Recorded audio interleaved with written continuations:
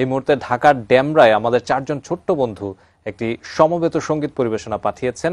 সৃজন, মাধুর্য, ঐশানী এবং তাসিফা, তারা ডেমরা থেকে একটি পরিবেশনা পাঠিয়েছে। চলুন দেখে আসি।